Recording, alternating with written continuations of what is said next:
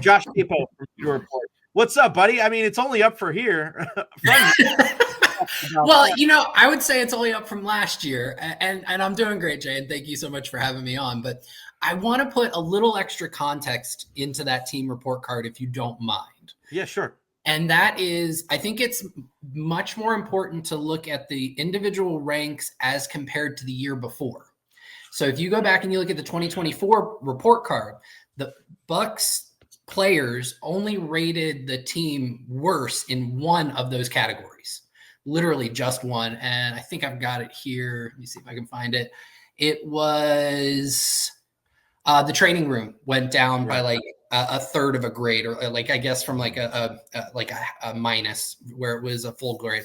But overall, if you look at it like by each individual category, they improved in almost every single area, save 4, and only went down in 1.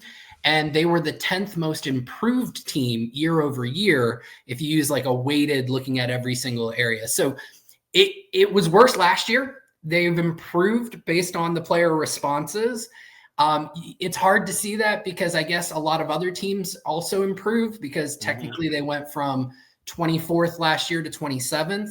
But when you look at each of the components, there was actually a lot of improvement year over year, and that's a good thing. Does that mean that they're anywhere near where they need to be? I would say probably not, but at least the arrow is in the right direction. Silver lining Josh Queipo, they call him, guys. That's what they do. And I know a lot of people are hitting us up too, talking here about, our guy Nick down there. Is it more likely that this is proof that the Glazers do view the Bucs like they view the soccer club, or proof that they desperately need to redesign or renovate Raymond James? See, that's the thing. Going over there, and Josh, have you ever been over there to Manchester? All right. So Josh, I've been there 3 times, and it's so strange to walk in that place and figure that they're one of the top 10 most profitable franchises in all of sports, because it's like across the street from like a Walmart parking lot. You have to walk through like this industrial village there to get there. And it is so crazy. Once you turn the corner, you're like, oh, there's Manchester United. And you're looking around, you're like, this isn't great. And when you take the train into Manchester, you take it in usually going from east to west. And in northeast Manchester, where Manchester City plays, it's like everything's lit up. There's soccer fields where you can play with your kids before the game. It's like a little world over there. And then Man U's in the middle of like some industrial thing. And I'm like, I'm cheering for the right team. I know this, but it's in the wrong. They haven't invested. And there was leaking. There's like they say the 3rd largest waterfall in England is Manchester United, when the leak in the roof comes down in the Stretford End. Like, oh my gosh, it's so rough. But we don't nearly hear that enough over here. People over there, we don't even want to tell them we're American when we're over there. We don't want to scare the crap out of them. Or we're more concerned with our health and safety. Over here, people don't say much because what happened with Tom Brady and everything kind of quelched any issues with the Glazers. But let's talk about the team and talk about the guys on the field. Obviously, everybody's speaking up at the combine the last couple of days. I want to ask you about Chris Godwin first before we get into some of the prospects and everything. Sure. What was your takeaway after hearing what Todd Bowles had to say, after hearing what Jason Licht had to say about Chris Godwin? What is your takeaway on their belief and their words about him, and the reality that he's going to either be on this team or applying his trade somewhere else next season? I think the number one takeaway I got, and Jason Licht said it last year, right? Like, and it was this time last year. It was at the combine where the Bucs were set to lose Mike Evans, Baker Mayfield, Levante David. I know I'm forgetting somebody. Also, there were deals to be done with Antoine Winfield Jr. and Tristan Wirfs, although the team had a little bit more control over those deals. And Jason just said, they want to be here, and we want them here, and we feel good about that. And they kept every one of those players, right? And he said basically the same thing about Chris Godwin. And I also think actions speak louder than words. And there was a really big action last week, which was that the team and Godwin agreed to push back the void date on his current deal or his expiring deal to basically right before free agency. And what that does is it's a mechanism that allows them to still get a deal done and still prorate what would be the dead cap charge if the deal does void, if he doesn't come back to the Bucs. So that void date was supposed to be, I want to say February 12th or February 13th. in which case, if they worked out a deal between the February 13th and free agency, they would still have to incur the entire dead cap charge of almost $19 million. Instead, they pushed that date back so that if they are able to work out this deal, that $18 or $19 million dead cap charge is really still only $7 million in this year, and it continues to prorate over 2026 and 2027. That action, combined with what Jason Light said, still has me very much thinking that Chris Godwin's going to be a Buccaneer next year. Doesn't it make sense though, Josh, if you have that dead cap money, to just sign him for a deal that's probably not going to be a whole hell of a lot more expensive than that? Like what, because I look at what Mike Evans is making. I look at Chris Godwin and he can't, coming off of a second season-ending career, season-ending injury, go, hey, I want $35 million, right? Like you think it's probably going to be around the 20, somewhere around that range. But doesn't it make more sense to, like, if it's going to be just a couple of more million, to just keep the guy? Obviously it's not just because of charity and because you like the guy, he could be a productive receiver still, but I mean, financially, doesn't it make more sense to kind of keep him around, even if it just cost a couple of million more dollars, because you're going to have to spread that dead cap anyway? I think a lot of it comes down to where he's at in his rehab, because this isn't just a run-of-the-mill injury. Like, this was a fully dislocated ankle. This had to do with a lot of ligaments, if I remember correctly. Like, this is a serious injury. And I don't think that Chris is asking for $35 million. Like, I think he understands that the injury did dampen what he could ask for. I have no specific insights into this, but if I had to venture a guess, I think Chris is probably somewhere around 24 or 25 as his opening, this is what I think I'm worth. Because up until that injury, he was playing like a $30 million receiver, right? So that's him coming down off of where he probably would have been if he was able to play out the entire season. And the Bucs are probably somewhere conservatively around like 16, 17 million. And that's why I think that they'll come to a deal. My projection's 19 million. Some others out there, I think Pro Football Focus has them in around 20 million APY. But I think a lot of it also comes down to what's the guarantees look like. I think the Bucs are probably going for less guarantees, probably all within that very first year, whatever the signing bonus may be, with mechanisms to get out after 1 year if he doesn't return from that injury in the best condition or able to return to form. So I think that the negotiations will probably center around guarantees more than the APY overall. With that said, having even 80% of what Chris Godwin was last year, with $11 million less in dead cap money, I still see as a much more favorable position than taking the full dead cap charge and not having Chris Godwin having to fill those shoes. Right. So I don't think that figure is irrelevant. Do you? I don't, but from my conversations with people in the Bucs organization, they enter all of these saying, we're willing to accept the dead cap charge. Like, that's already formulated into their thinking. Right. And there are some pros to that, because if you get out of that dead cap charge completely in 2025, you're clean in 2026 in terms of the so just by signing him to a contract, right? Yeah. They take that to account. So I understand what you're saying. So it's not completely irrelevant, but they're by no means handcuffed to having to pay that guy. Correct. I just look at it as a ballpark number, right? I look at it as a ballpark number of like, yeah, that would suck. And we know that they've been able to navigate through a much larger number with the Tom Brady deal. Yep. But with that number, it almost gives them kind of like a starting point of looking at either side, right? All right, Correct. Here's their dead cap money. Maybe we got you here. You're here. If we're near our cap money, if you're near the dead cap number, like, I think it'd just be an easy equation if it's somewhere around that dead cap money. It's obviously they can compute it a lot easier than all of us, but I just feel like it's just like a nice round number. I don't know if it's necessarily irrelevant, but I just think it helps when you're trying to mathematize the entire product. I think that factors into it, but the big thing with the Bucs is they don't just look in the current year. They look at how does this affect future years. And any new contract is going to have dead money associated with 2026, 2027. Right. And they want to make sure that they're making a smart deal for not only the present, but also the future. I think Jason Light's comments just yesterday to the media proves that they always have an eye to the future, and most of their moves are not done in a vacuum of looking at just this year. Josh, what do you think about them, even if they bring Chris Godwin back, drafting a wide receiver in the first round? In the first, it would have to be the right wide receiver. I think I've seen some mock drafts where Tet McMillan from Arizona Yep. falls to them. A talent like that at 19, I wouldn't have a problem with it because, again, you have to prepare for life after Mike Evans. And Tet certainly fills the profile of like an X, a typical X receiver, which is what Mike Evans plays. And while Jalen McMillan had a really nice end of last year, he's not somebody that I look at and say, well, you don't look to improve upon this. And I could see a world where if Tet falls and the Bucs take him, Tet becomes kind of that 3. Jalen still is going to get his snap counts. We saw last year the Bucs ended up without their top 2 wide receivers, so it strengthens the depth at a very critical position. And a year or 2 from now, you've got Jalen and Tet as a part of your upcoming core. That's just good roster building. McMillan and McMillan sounds like a law firm. That'd be right.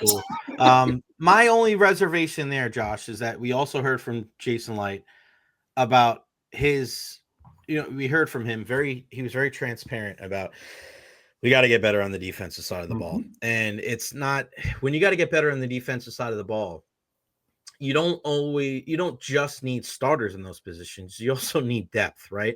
Yep. So that's what concerns me is I understand we're worrying about life about Mike Evans, but Mike Evans doesn't want to hear about life after Mike Evans. If Levante David comes back for another year, he's not worried about a draft pick, right? This is a team that's a perennial playoff contender now, and they need some impact players on the defensive side of the ball, whether it's trade, free agency, or through the draft. So if you're looking at the defensive side of the ball, I mean, who are some of the guys that you're looking at? What are some of the positions that need to be filled for this Buccaneers team? Because I think that's a big deal when it comes to not just being a contender in the NFC South or the NFC, but also contending for a Super Bowl.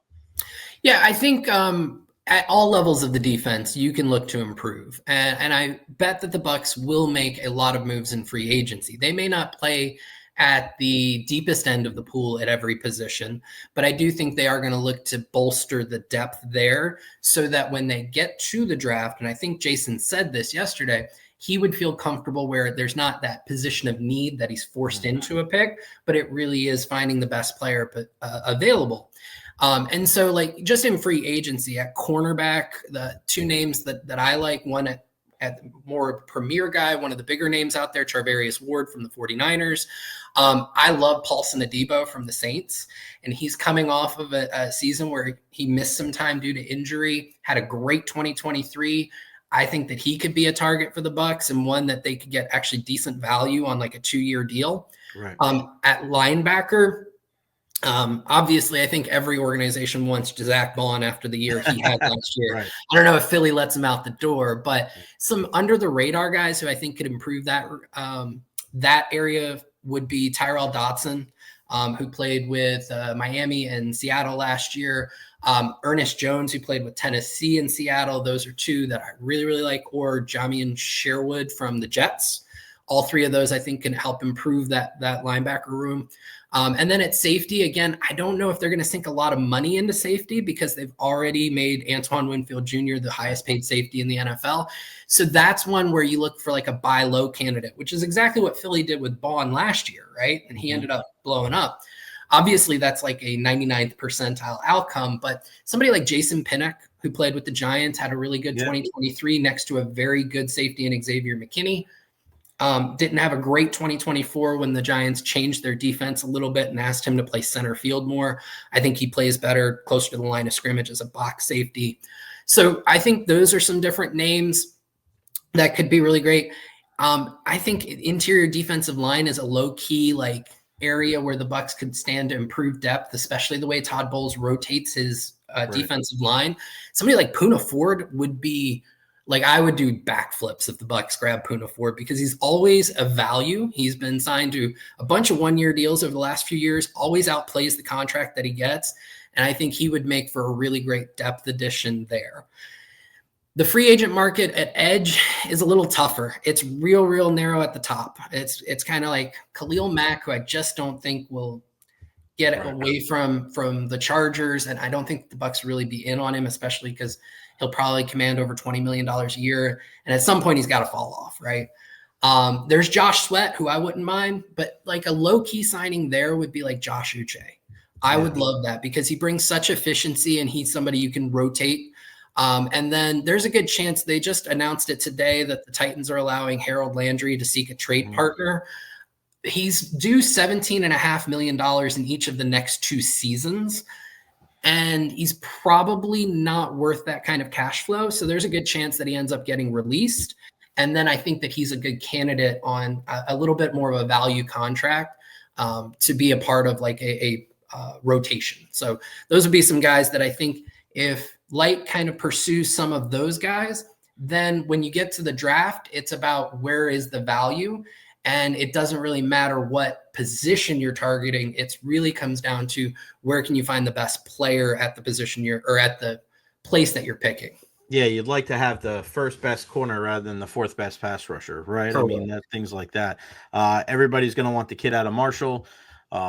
Let's sign up for him. Yeah, I know that a lot of people love him after what they saw at the Senior Bowl. Everybody and their mother was talking about this guy. But I look at the interior linebacker position, Josh. Even if Levante David doesn't come back, I feel like that's a position there where you're gonna have to throw some resources in, probably from multiple areas. Linebackers for in the draft. I mean, I was looking at the kid Carson Schwarzenegger from UCLA was another guy. Campbell from Alabama. I saw a mock draft yesterday that had him going to the Buccaneers. So any of those guys you like for the Buccaneers if they're there at 19 and they really think that's a good fit? There's really not a linebacker that I think is worthy of that kind of draft capital. Okay. The only one that I think consensus is really high on is Jihad Campbell out of Alabama. Right. And I think a lot of it will come down to how he tests here in Indy this week. But one of the things that everybody's praising Campbell for is his zone instincts, like his ability in coverage. And what I've found just from my years of draft scouting is every year you hear about guys coming into the draft who have these great zone instincts. They're great in coverage. And then they get to the NFL and it's a whole different world. None of them are good in coverage. It just doesn't work. They suck. It just doesn't. It's a whole new ball game. Right, and most linebackers don't become good in coverage until their 3rd, 4th, 5th year. And even then, it's a lot, not even the guys that you expected when they were coming into the draft. So for me, I'm not as big on his functional movement as a lot of other people that I absolutely respect are. Mm-hmm. So I have him a little bit lower. He's linebacker 3 on my own board right now, and I've scouted about 9 or 10 at this point. The one that I'm highest on is Pooh Paul out of Ole Miss. Pooh Paul? Pooh Paul, yes. So his name's Chris Paul Jr., but he goes by Pooh Paul. I know he goes by it because that's actually how he had his name card at interviews today in Indy. So that is a legit nickname for him. But he's somebody who I think moves very well. Pooh Paul, all right? So I think he moves really well in space. He comes downhill really well. He lays the boom. He's a secure tackler. I just think the hip movement, the fluidity, everything about him in space, I think would upgrade the Bucs room there. I do like Schlesinger out of UCLA. He's linebacker 2 on my board. And then like a low-key, I would not be surprised if the Bucs address linebacker early in the draft, say day 1 or 2, and then come back with a day 3 guy. And somebody I really like for that would be like Teddy Buchanan out of Cal. And he spent, I want to say 3 or 4 years at a small school in California. I think it was UC Fullerton, if I remember correctly, or UC Davis, and then transferred to Cal. And he's a playmaker, made a ton of plays on the ball. I think he's a little more twitchy than he's getting credit for, and he could surprise some this week in Indy with some better testing and probably jump up a lot of boards. I think right now he's consistently mocked as like a 7th round guy. I could see him being an earlier day 3 kind of linebacker. Wow, I'm still stuck on the Pooh Paul thing. Pooh Paul, baby. Unbelievable. There's so many people are just going to draft him for that. It's almost like the Bucs got Bucky Irving. I mean, it would have been good to get TJ Tampa, right? I mean, right. They need to get TJ Tampa and Bucky Irving standing next to each other. Anybody named Bay? That'd be so funny. Tampa Bay, that'd be so phenomenal. Oh man. All right. What else stood out to you, Josh, before I let you go? What else stood out to you about the comments so far from the combine from either Todd or Jason Lane? Well, I think they both mentioned that interior defensive line was a little bit of a strength of this draft, and that's what I've heard. I haven't gotten to interior defenders yet in my own draft scouting. So, and you got to remember, Vita Vea is approaching 30. The Bucs have not touched his contract. I want to say they probably won't this year. They didn't last year. And what I mean by that is they're not restructuring it to create cap room in current seasons and more dead money at the end. That is usually a sign that the team is going to move on from a player at the end of their deal. So Vea is 2 years away from the end of his deal. He's approaching 30. He might actually be there already. It seems like they are preparing for a post-Vita Vea world, and Logan Hall is coming into the last year of his rookie contract. So wait, that's a bold statement right there, my friend. I don't know if I've heard that, but you think the Buccaneers are going to be moving on from Vita Vea at the end of his contract? I think that they're preparing for that. So wow, okay. Whereas you see with a lot of these other contracts, they've been willing to push money down the line. They did it with Chris Godwin. They've done it with others. Last year, they could have created cap space by restructuring Vea's contract, and they chose not to. They took the full hit that he was set to have when the offseason started. What if they do that this year? What if they do that this year, Josh? Then again, he would be a larger cap hit. I can pull that up here in just a second. They have other people other players that they can touch, so they don't need to. But it's usually a sign, if they're not touching the deal, that they want to minimize the dead cap at the end of the player's contract. So Vea is set to be a $22.5 million cap hit this year. And they could reduce that by somewhere around 12, 13 million, if my off the top of my head math is correct. And I don't expect them to. And as of right now, he's only set to be a $2.2 million or $2.3 million dead cap hit in 2027. So I think that they are preparing for a post-Vita world. That doesn't mean that they won't try and re-sign him if he continues to play really well. They're just preparing for it, just in case. So when you have that, Vea will be a free agent after 2026. Hall will be a free agent after 2025. Greg Gaines is already a free agent. Will Golston is 87 years old. The interior defensive line becomes a little bit more of a need than I think most people are thinking about. So you combine that with the fact that the Bucs seem to think that that is a deeper position group in this draft. Don't be surprised if they take an interior defensive lineman, a defensive tackle, even as early as day 2 of the draft. You heard it right here. Josh Queipo from Pewter Report. The Bucs possibly readying themselves and preparing for life after Vita Vea. This is why you got to follow this guy, Josh_Queipo. This is why you got to follow our folks at Pewter Report, pewterreport.com. All the great stuff. They have you covered. All things Buccaneers all year long. Josh, appreciate you, my friend. Thank you so much for your time. Talk to you again soon, buddy. Sounds great, Jay. Thank you.